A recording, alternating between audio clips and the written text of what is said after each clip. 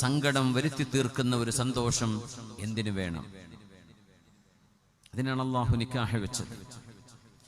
അതിനാണ് കുടുംബ ബന്ധങ്ങളെ ഇസ്ലാം ലെജിറ്റിമേറ്റ് ചെയ്തത്. നിയമപരമായി ഒരാണിനൊരു പെണ്ണിനെ സമീപിക്കാനുള്ള അല്ലാഹു വെച്ച വാതിൽ നിക്കാഹിന്റെ വാതിലാണ്. ആ വാതിലിലൂടെയാണ് ജീവിതത്തിലേക്ക് കടക്കേണ്ടത്.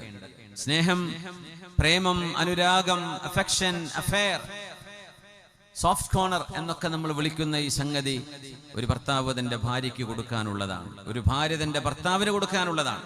ഇത് മുഴുവൻ നാട്ടുകാർക്ക് മുഴുവൻ കൊടുത്തു കഴിഞ്ഞ് തീർന്ന് പിന്നെ ഒരു കല്യാണത്തിന് വരുമ്പോ ആ ജീവിതം ഡ്രൈ ആയിരിക്കും. കാരണം ഒരുപാട് ടോണ്ടിങ് മെമ്മറീസ്, സങ്കടപ്പെടുത്തുന്ന ഒരുപാട് ഓർമ്മകൾ. തന്നെ ഇപ്പം മാത്രം കണ്ട് പരിചയപ്പെട്ട ഒരു ഭർത്താവിന്റെ കൂടെ ജീവിക്കുമ്പോ കാമുകന്മാരുടെ കാമുകിമാരുടെ കൂടെ കഴിഞ്ഞ ആ ഒരു വേദനിപ്പിക്കുന്ന ചിന്തകള് നമ്മുടെ ജീവിതത്തെ തകർത്തുകൊണ്ടിരിക്കും.